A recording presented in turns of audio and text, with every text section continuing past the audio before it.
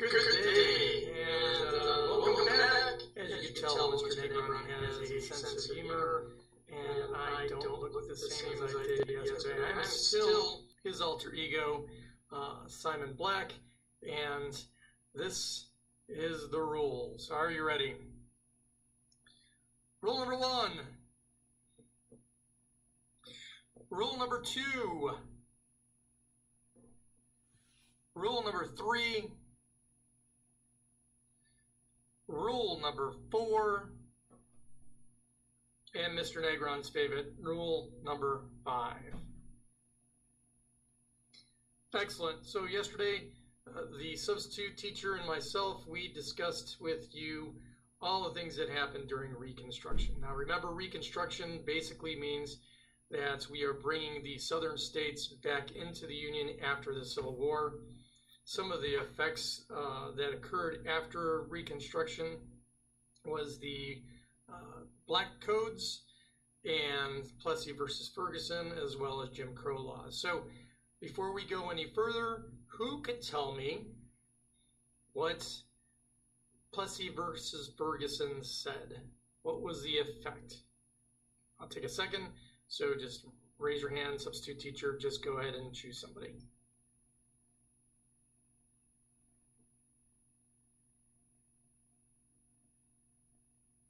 Good. Hopefully you said that it said separate but equal was okay. All right, so let's look at the Jim Crow laws. Who could give me an example of Jim Crow laws? Anybody? Anybody? Okay. All right, so basically what we're looking at is racism is institutionalized. It's laws passed by Southern governments to exclude blacks from certain things. Now, finally, we had something about the 14th Amendment. What does the 14th Amendment say? Can anybody explain the 14th Amendment?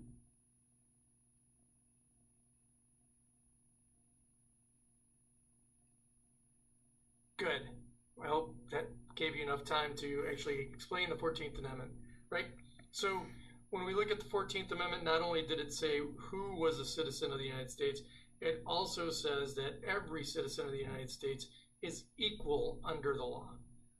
So the next chapter we're going to be talking about is the progressives address the abuses of industrialization. Now, we understand industrialization and urbanization on the surface anyway, right? We know that we went from an agrarian nation to an urbanized nation where everybody moved from the farms into the cities, and we call that urbanization. So what happens is we see 3 separate problems cropping up. We'll be talking about industrial capitalism, urbanization, and political corruption. So when we talk about those things, we start off with industrial capitalism. Let me talk to you about that for a little bit. Industrial capitalism refers to a system in which trade and industries are privately owned and operated for profit. As industries grew larger between 1865 and 1900, some entrepreneurs became enormously wealthy.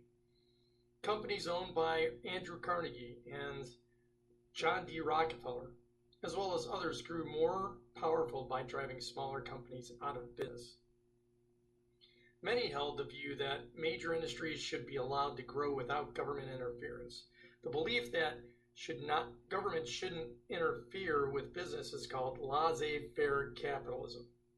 Many in government felt that allowing business to operate with fewer rules would lead to the best and cheapest goods. As a result, by the 1890s, monopolies had grown to dominate many of the nation's large industries. A monopoly is a company that controls most or all of the business in a particular industry. The aim of a monopoly is to get rid of competition so that the sellers can control the price. So the question now is, did you actually pay attention to these last 2 minutes? Let's find out. Who could tell me 2 of the industrialists that I just talked about? Go ahead, take a minute. Sub, whoever raised their hand, go ahead and ask them.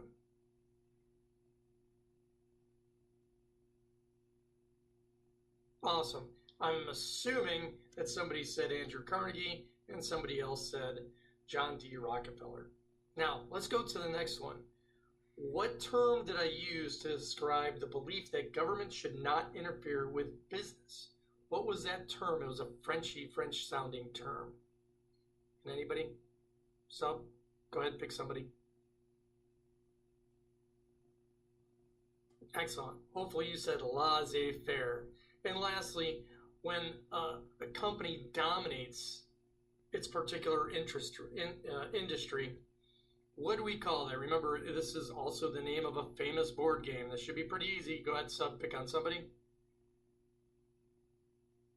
Excellent. Monopoly is correct. Okay, so remember I talked about 3 different problems. One of them was industrial capitalism. We just talked about that. Another one was urbanization. And lastly, political corruption. So let's focus on urbanization really quick. In 1865, most Americans lived in the countryside. We all know that as the agrarian nation.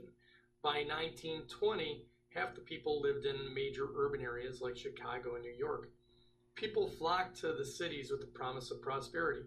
Many rural families and immigrants came to find work in factories. Others came from farms where they had lost their jobs because of new machinery. Some moved to the city for the cultural attractions, theaters, music, museums, music, and libraries. As people flooded into the cities, problem arose. It is estimated that by 1904, 1 in 3 people living in the cities was at risk of starving to death. For many of the urban poor, city life resulted in a decreased quality of life.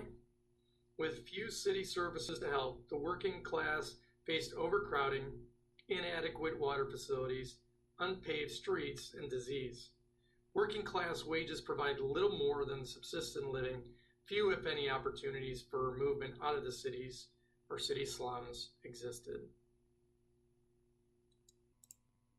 Again, so remember I talked about 3 different issues or different problems that we see from industrialization. Finally, political corruption. Remember we talked about industrial capitalism and urbanization, now political corruption. City governments were often run by corrupt political machines led by a political boss. Either the boss or a small group told the workers and supporters of the machine what to do. The political machines often provided jobs and other services to immigrants and poor in exchange for their votes. The power of a political boss depended upon his ability to dominate voting and control city government. By controlling city elected officials, political bosses were able to hand out government patronage jobs to reward loyal workers. They used their control of City Hall to make illegal profits on city contracts or by collecting bribes.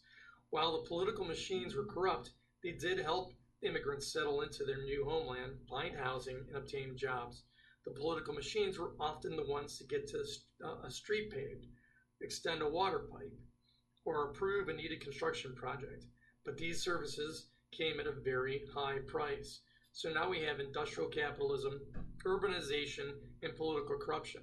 When we look at the progressives, these are the people who are trying to address these issues.